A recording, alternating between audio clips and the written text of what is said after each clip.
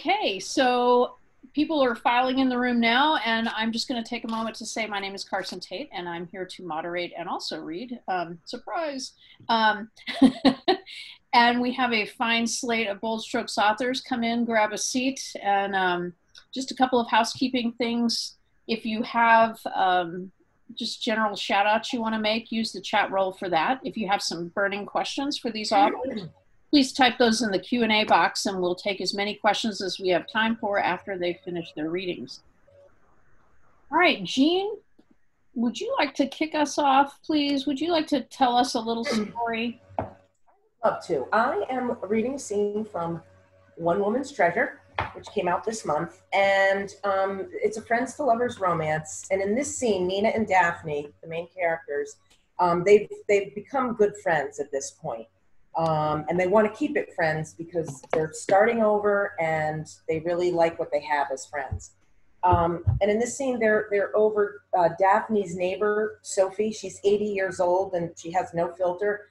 And so this is kind of what happens when they start talking in front of her. Sophie brought a platter of pancakes to the table and sat down. Something happened last night? As Nina's gaze darted between Daphne and Sophie, Daphne knew exactly what had occurred. Still, she blurted, "You slept with Lacey?" Nina's face deflated like a beach ball. "Daphne, why don't we discuss this later?" Sophie glared at her. "You think I don't know women can have sex with each other? I get quite an education from her." She flicked her thumb toward Daphne. "No, Nina stammered. "I just didn't want to be indelicate over Sunday brunch." Sophie spread butter over her pancakes. "Well, I don't need a slideshow presentation, but we could have some girl talk, can't we?" I'm sorry, I didn't mean for it to come out like that," Daphne said in response to Nina's glare. After Nina had explained the entire situation in detail, concluding with her having to usher Lacey out of the house this morning, Daphne was speechless. She hadn't been sure what would come of Lacey's urgent series of texts, but a night of softcore porn hadn't even made the list. Nina looked at her, and they both stared at Sophie, whose mouth was still hanging open. "You're offended, aren't you? I'm sorry." Nina's eyes were glossy with remorse. "I'm not offended," Sophie said. "I'm jealous." Daphne burst into laughter and raised her hand to Sophie for a high five. "Me too. The only offer I got was for coffee." When the laughter died down, Nina's face grew somber. "When Lacey finally left, I just leaned against the door and wondered why I'd done it." "Did you talk about getting back together?" Daphne asked. "She did, but I didn't answer her one way or the other. When she broke up with me, for months, all I dreamed about was that she'd come back. And now that it's happened, I don't know if that's what I want." "Well, how did you leave things?" "She said she'd call me." "Okay, well," Daphne wasn't sure what else to say. Hearing the details made her jealous too. But to be honest, it wasn't just about who was getting laid and who wasn't. She didn't like the idea of someone else being added to their equation. She shook off what seemed like possessiveness. Something warned her against feeling that way about a friend. "So now you don't think you want her back?" Sophie said. Nina shrugged. "A big part of me says yes, we should absolutely give it another try. We only stopped seeing each other because I wasn't available. But then I flashed back to when Lacey broke up with me for the last time, the look in her eyes. It was so cold, so definitive, like her love for me was dead and nothing I did or said would have brought her back to me." Nina paused. "It terrified me." "I remember what that felt like too," Daphne said. "I didn't think I'd ever get over it." "How did you?" Nina said. "Just give it time?" "She showed up at her ex's wedding," Sophie blurted out. Nina shot her an incredulous look. "Savannah's? You never told me that." It must have slipped my mind," Daphne said, glaring at Sophie.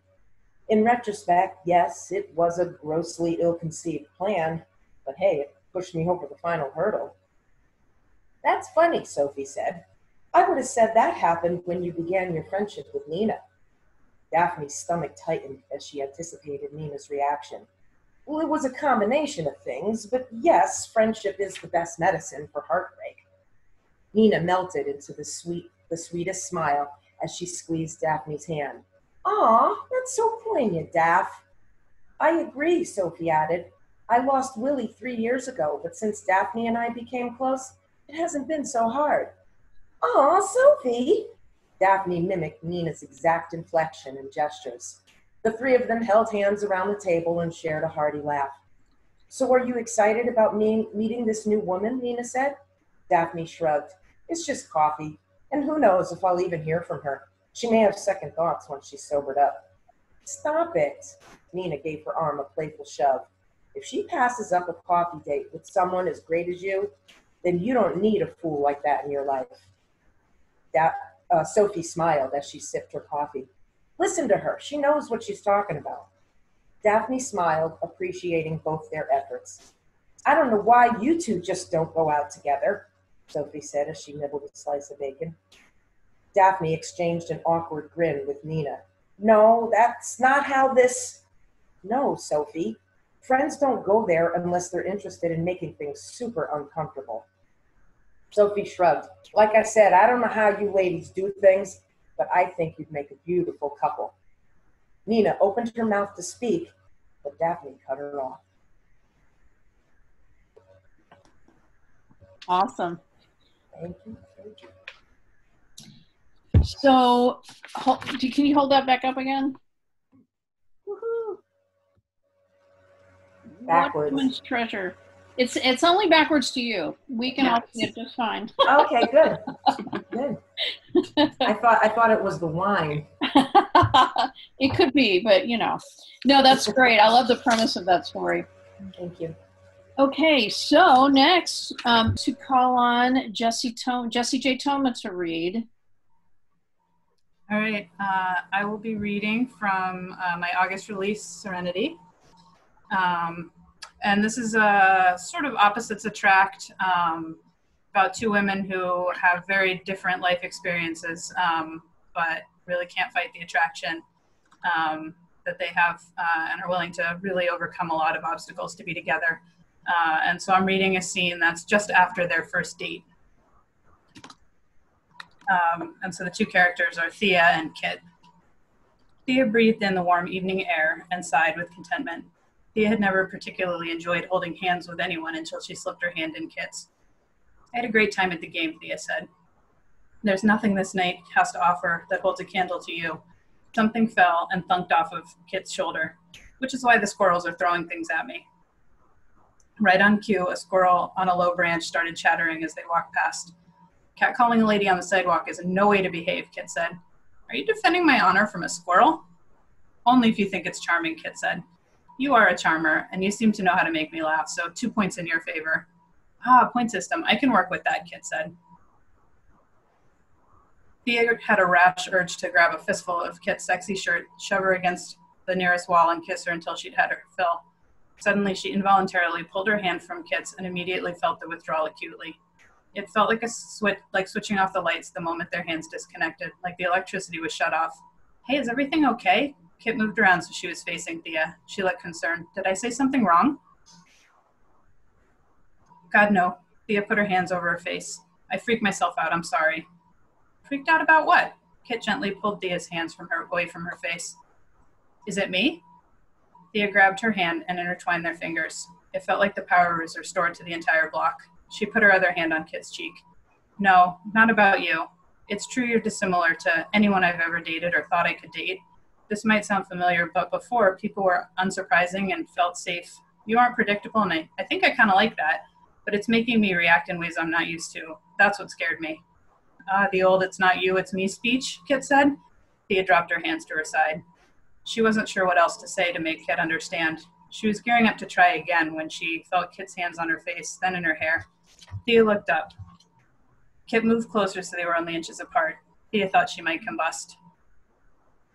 If you need me to change something, tell me. Thea put her hands over Kit's. I don't need you to change. It feels incongruous to everything that I need in my life, but I like being a little off balance with you. You still make me feel like I'm safe.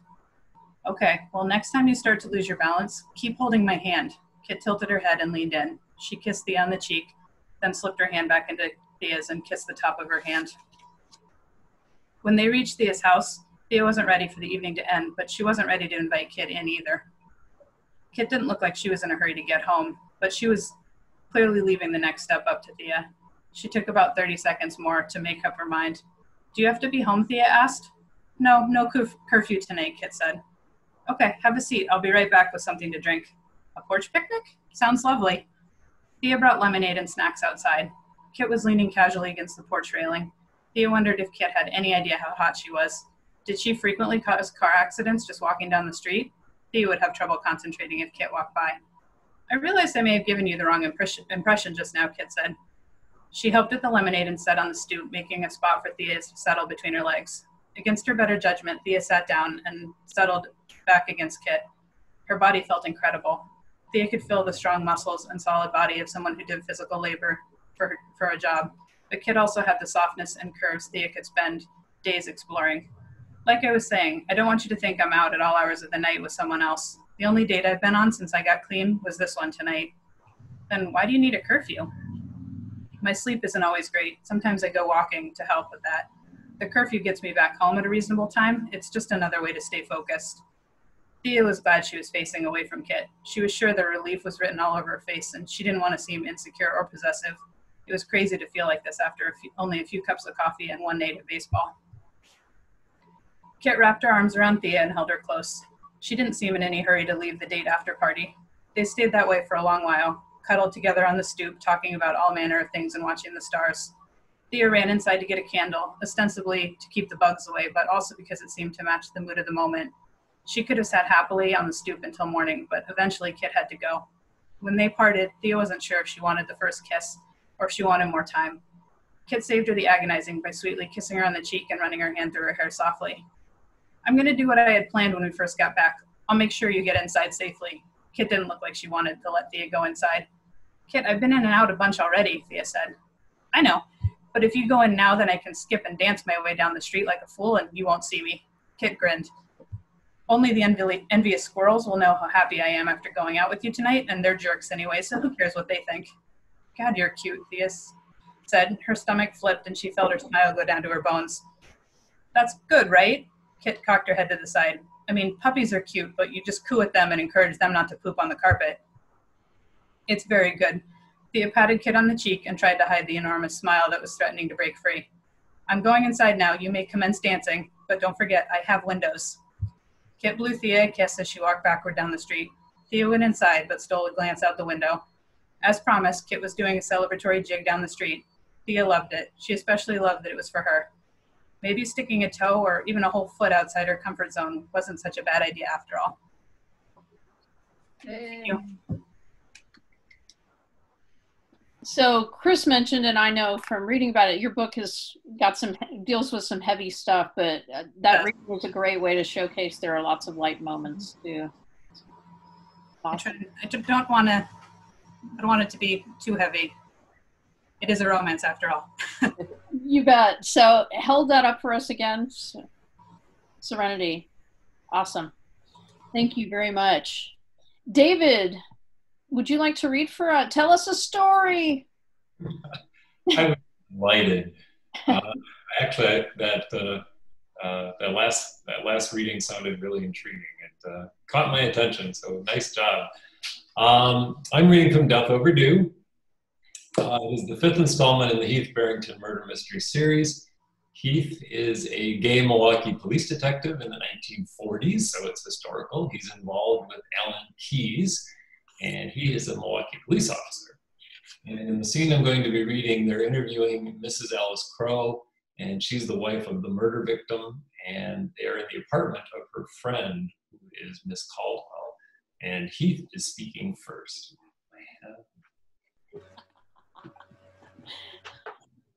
So we went to the library, Mrs. Crowe. That's right. I go every week. Larry doesn't like it much, but he's glad to have me out of the house so he can sleep and do whatever else it is he does. Before I left, I remembered the last book I'd taken out was overdue. So I ran down to the library, to the laundry to get it, and then back upstairs, hiding it in my handbag. Then I went to the kitchen door, leaving him alone. You have to hide your books in the laundry room? Certain books, yes. The ones Evelyn recommends to me. Larry doesn't like me reading stuff like that. I felt awful. My book was overdue. But Evelyn, Miss Caldwell, I mean, she didn't even charge me an overdue fee on account of she's my friend. That was very kind of her.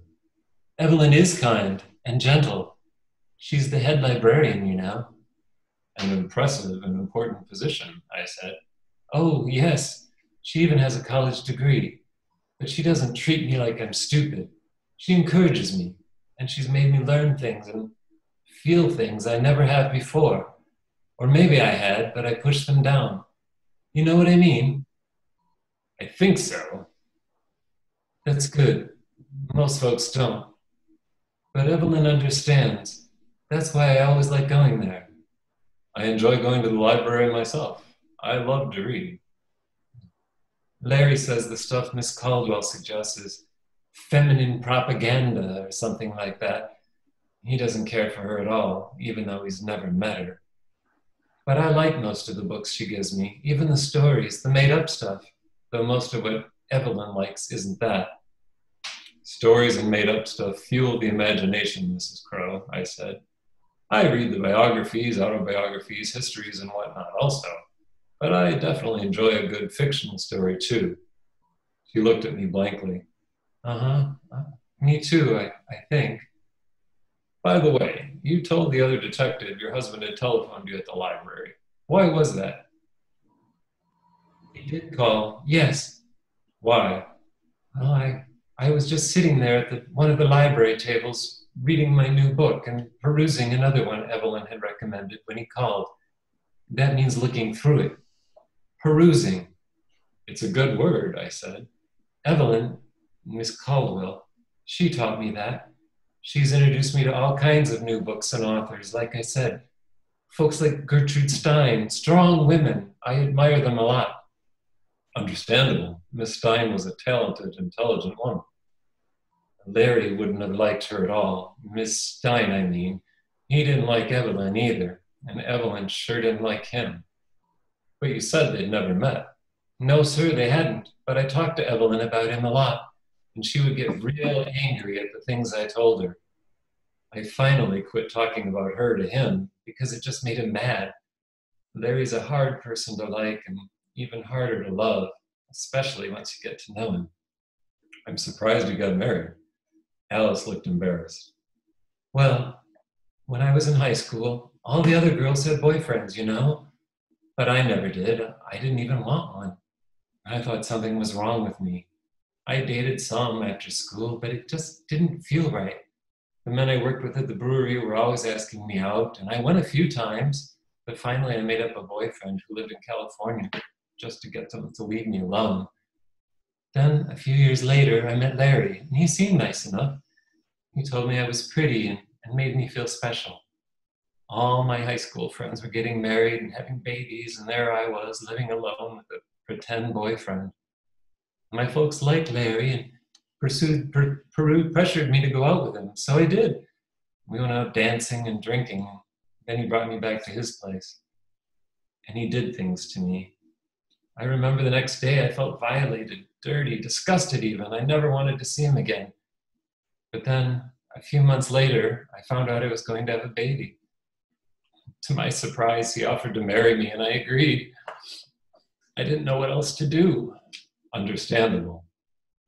She bobbed her head up and down. Of course, I lost the baby shortly after the wedding, and Larry changed. I was afraid he'd leave me.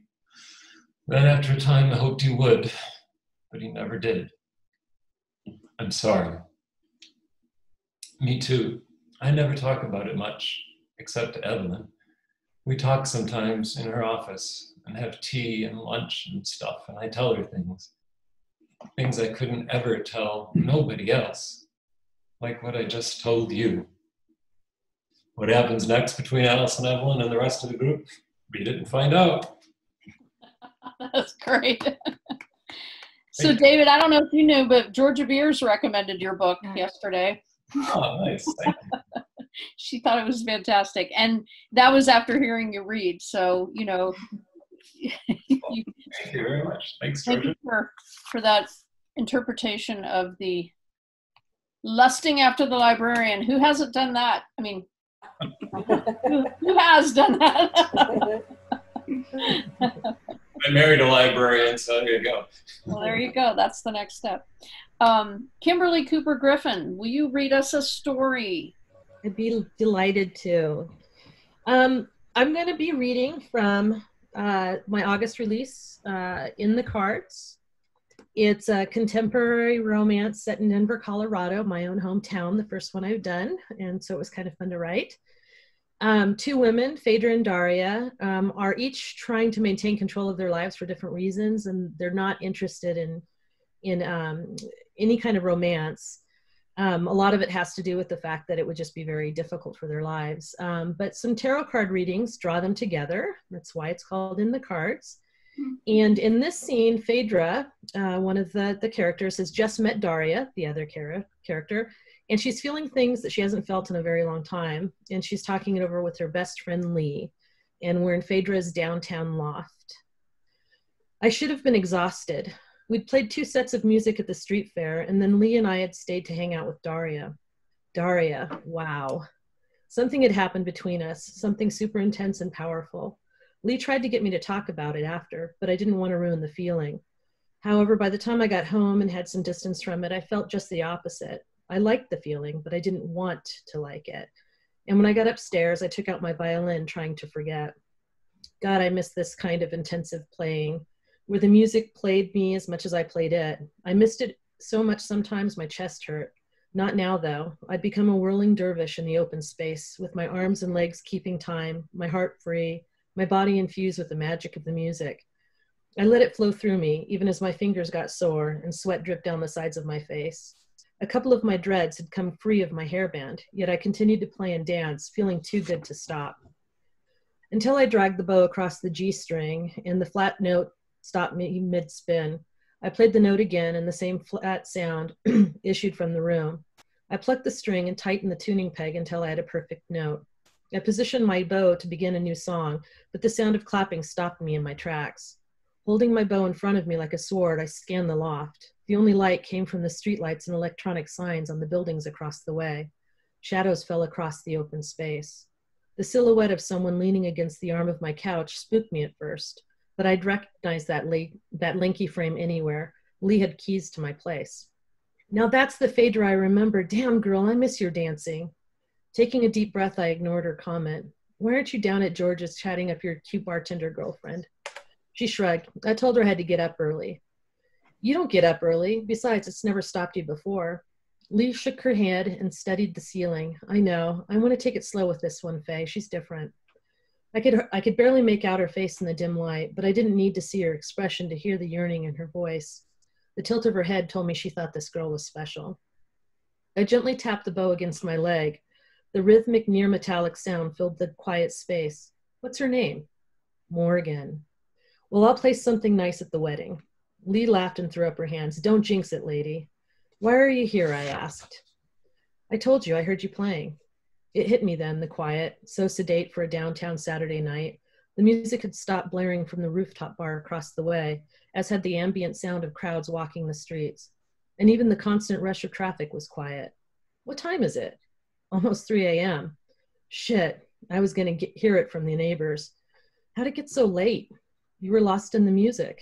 I guess so. I tapped the bow against my leg again, enjoying the vibration up through my thigh. She grinned. You were dancing. I knew there were a bunch of questions underneath the comment, but I hoped she'd let it drop, knowing she wouldn't. This can't be the first time you've danced in 7 years, is it? The cool breeze from the open windows chilled the sweat drying on my face.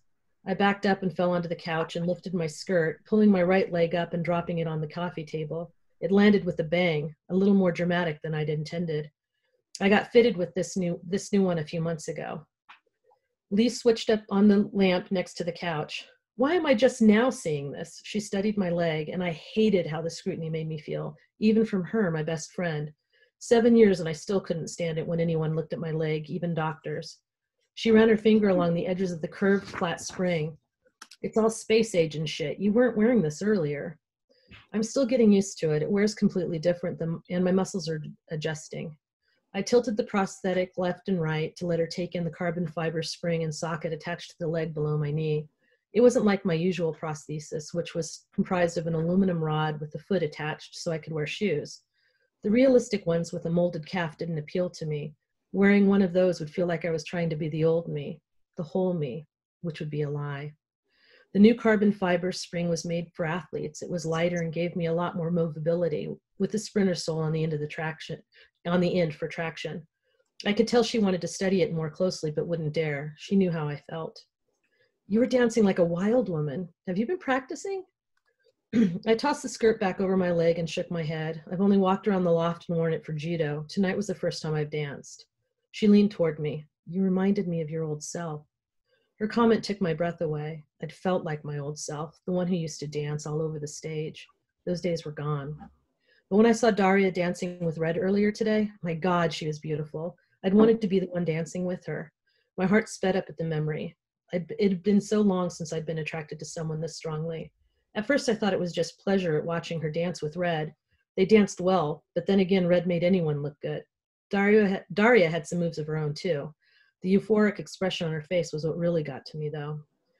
So, what did I interrupt between you and Daria earlier?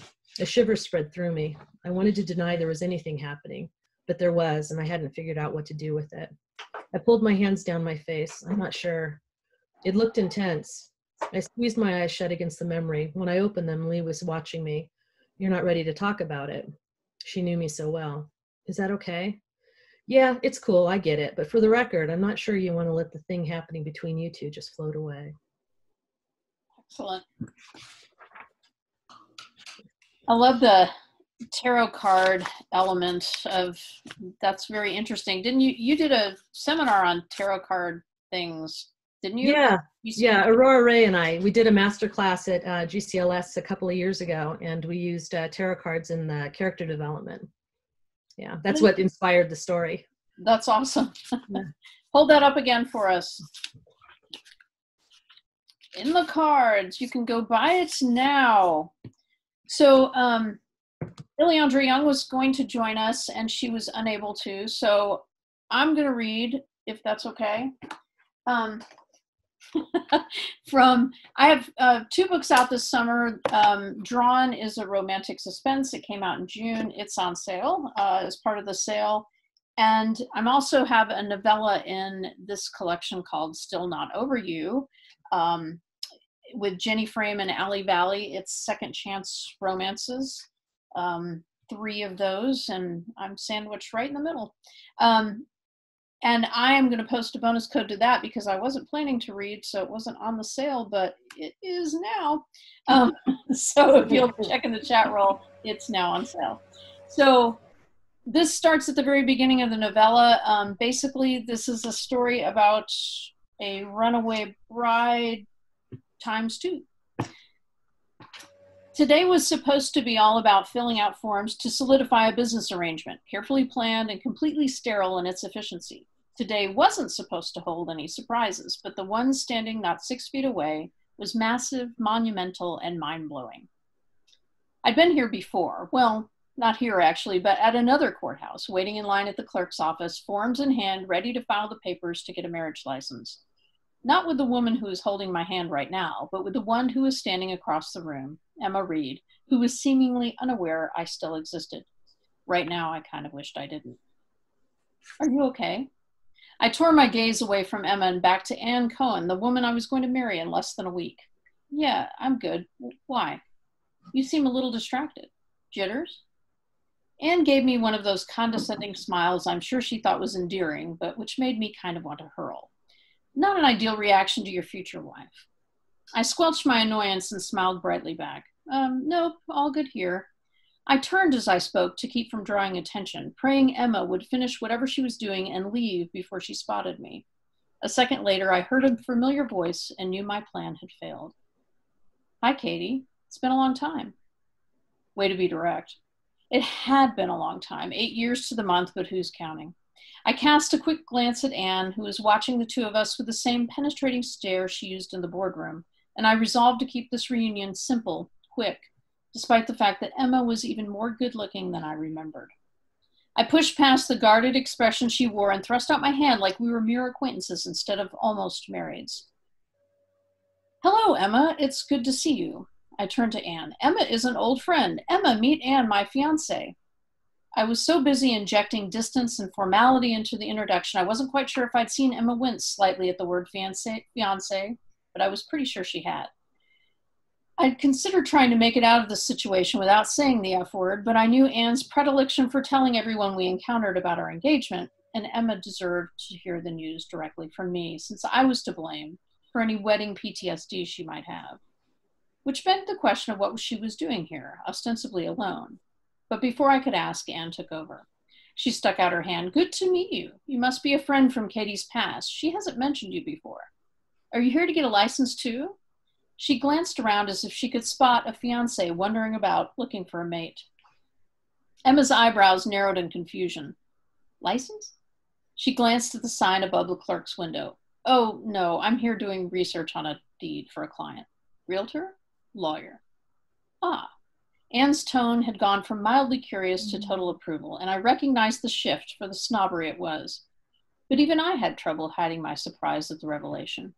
You went to law school? I asked. Emma's attention shifted back to me, and the heat of it swept me back in time. I did. I'm working at a firm downtown. Have been for a few months now. While Anna chatted Emma up some more, now that she'd found a reason to find her interesting, I digested the information that Emma had moved on with her life, with no apparent residual ill effects from our last encounter. I knew I should be grateful, but my feelings right now were a swirled up mix of relief and regret, neither one sitting well on my already roiling stomach. I tuned back in to hear Anne say, we should all get together for dinner. In addition to the impending nuptials, Kate and I have mutual business interests that would benefit from outside counsel. I hated when she used words like nuptials, but I refrained from shaking my head in frustration lest Emma witness my annoyance. I'd convinced myself that pretending to be happy would eventually lead to the real thing, and I wasn't ready to let go of that particular belief.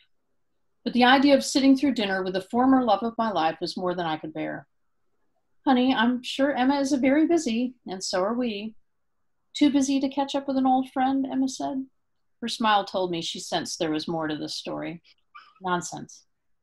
Coffee then, I said, thinking quickly. Apparently this confrontation was going to happen, but I'd be damned if it was going to happen in front of Anne. You and I can catch up on old times, and we'll schedule a real appointment with you after the wedding.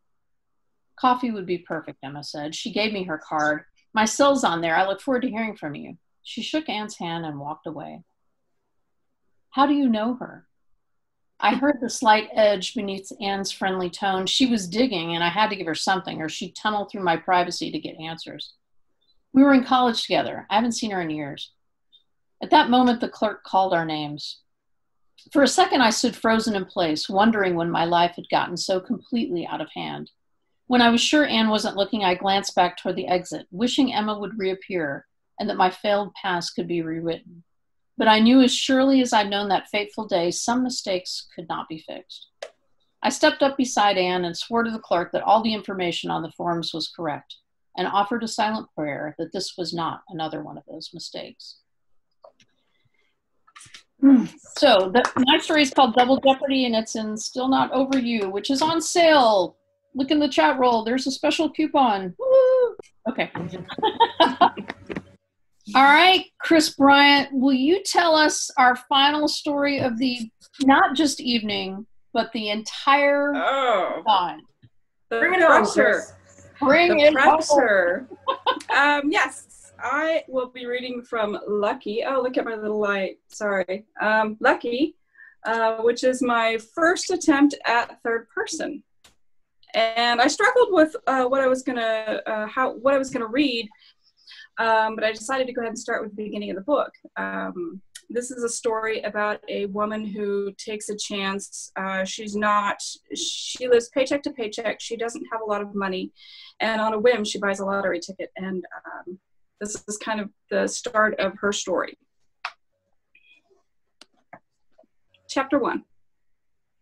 Just this hot dog, and can I get a lottery ticket? Serena Evans made a different choice that day. Digging through her purse, she managed to scrape up $4.18. With a $2 hot dog in hand, she could have used her last $2 on a large Diet Coke with extra ice, her go-to every time. But something made her ask Dougie, the quick stop cashier, for a lottery ticket instead.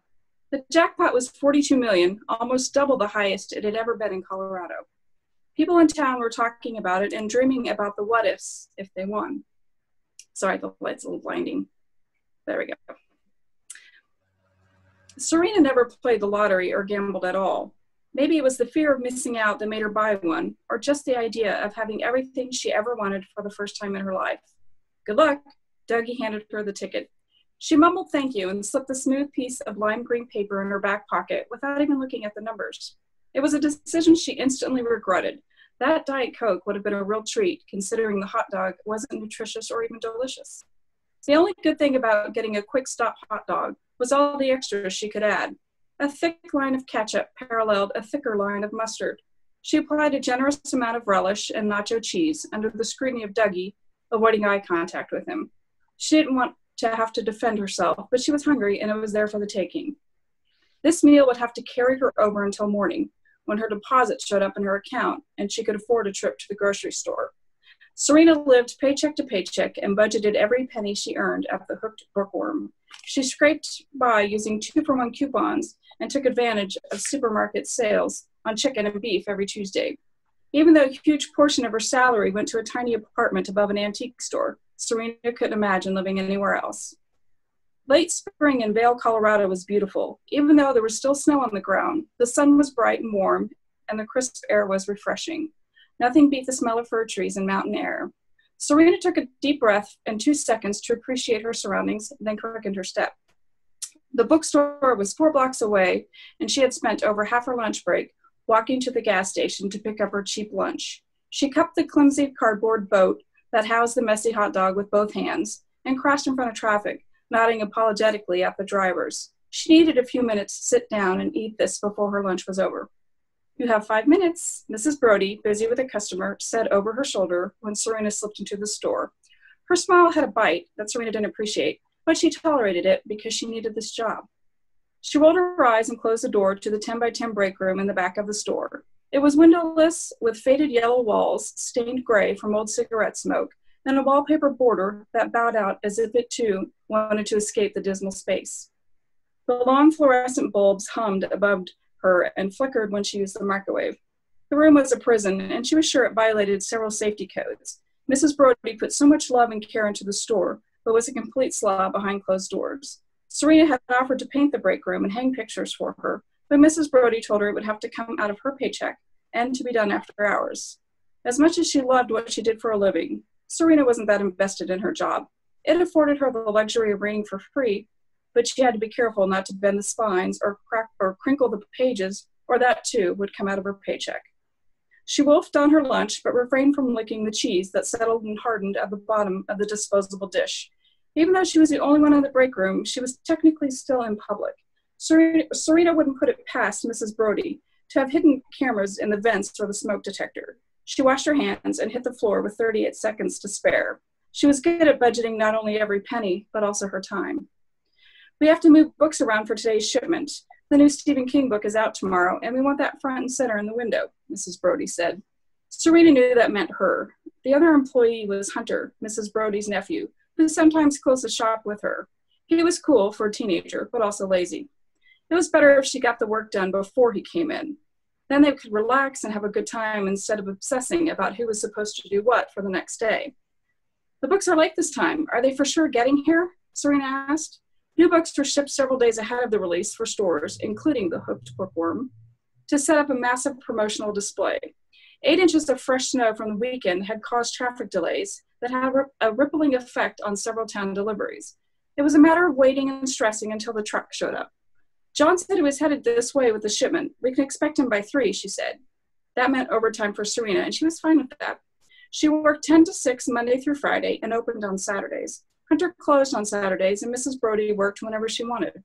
Serena waited until Mrs. Brody left for her lunch break before pulling out her phone to text her best friend, Chloe. "Where's that light? Alien. I feel like I didn't get a weekend. How was the party? I can't believe you didn't show. It was a good time, and no, Amber wasn't there." Serena was forever running into Amber since they broke up over Christmas. Even though she lived across town, she was always in the area. Sometimes she would walk by the bookstore and wave to Serena, who almost always avoided eye contact with her. Serena knew that she wasn't the most exciting person, but she had a good heart.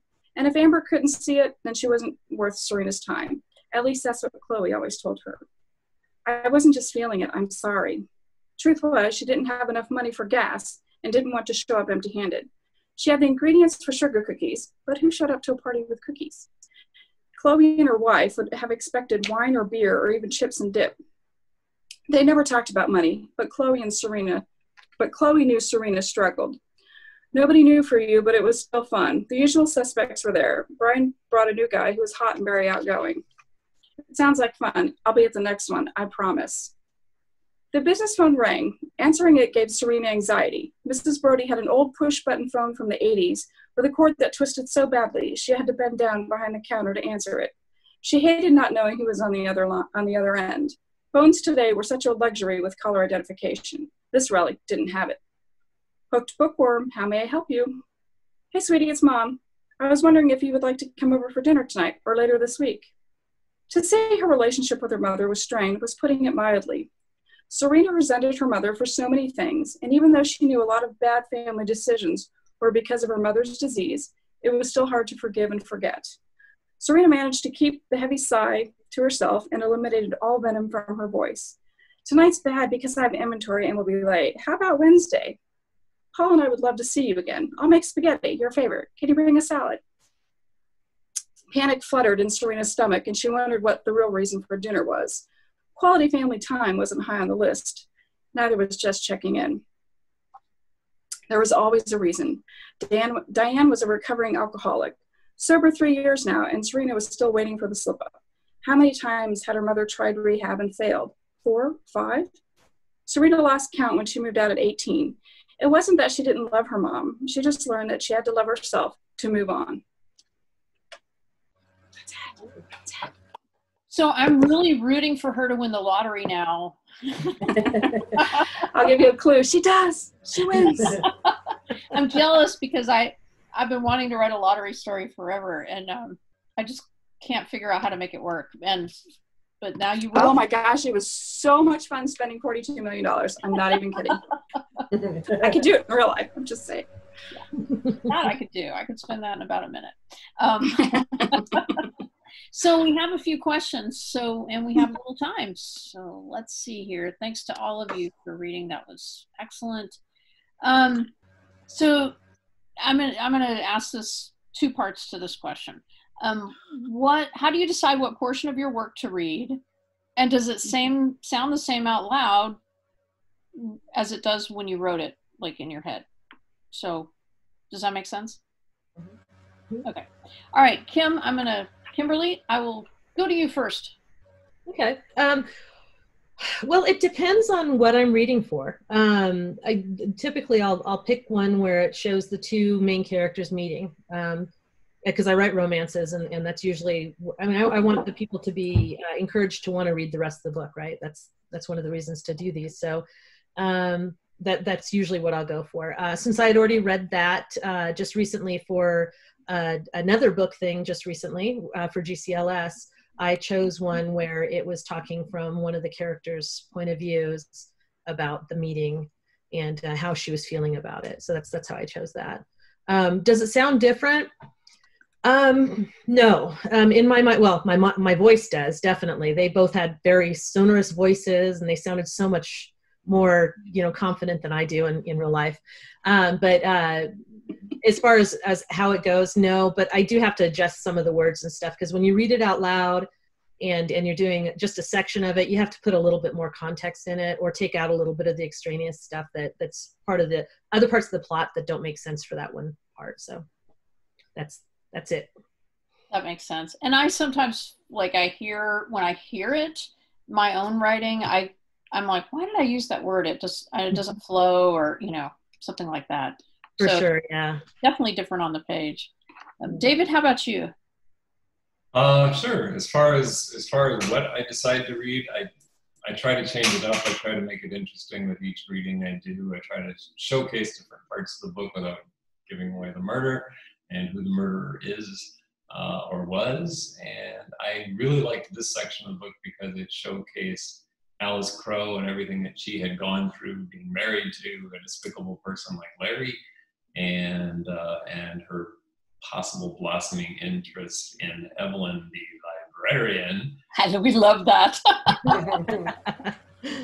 Raise your hand if you like the librarian. Everybody in the chat roll. It was a lot of fun. It was a lot of fun to write. And as far as how it sounds, I'm the type of person who I tend to talk out loud as I write and do all the dialogue and the voices as I'm writing, which drives my husband crazy, so he usually leaves. But so it kind of sounds very similar, but yeah, I don't like the sound of my voice. Kimberly, however, I think you sound very confident and you have a great voice. So. Oh, I love you, David. David writes a song every time he has a new book out. And so you'll have to, where can they find your songs, David? On my website. You can find it on, hang on 1 second. You can find it on my website. David's going to type his website in there. I highly recommend you go, oh, there you go. And I highly recommend you go check out his original smooth stylings for the 1940s noir. Kris, how do you decide what section to write in?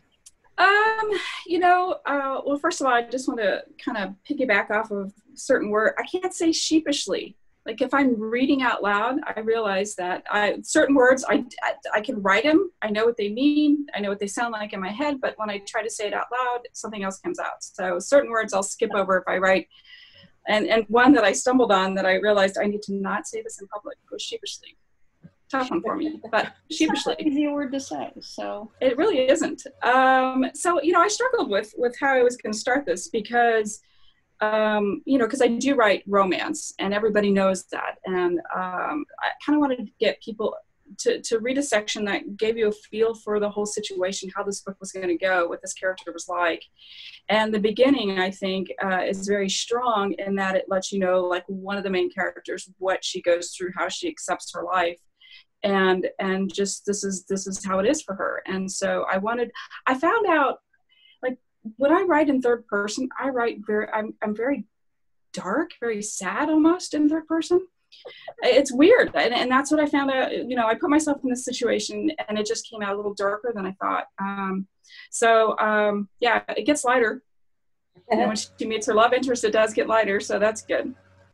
Well, would you say that this is Serena's story, the book? I thought that it was, but I was actually more into Gabrielle's story, who was the architect who was going to design this massive, posh pet hotel that Serena has envisioned. She could never have a pet growing up because they always moved around, and then her mom got rid of the one pet they had. And so pets are a very emotional thing. And so she decides to make this thing. So she needs Gabrielle to do this for her. And so I actually found myself, I was more attracted to Gabrielle and her story. She's trying to become partner at the firm and she needs to get this job. She needs to nail this job.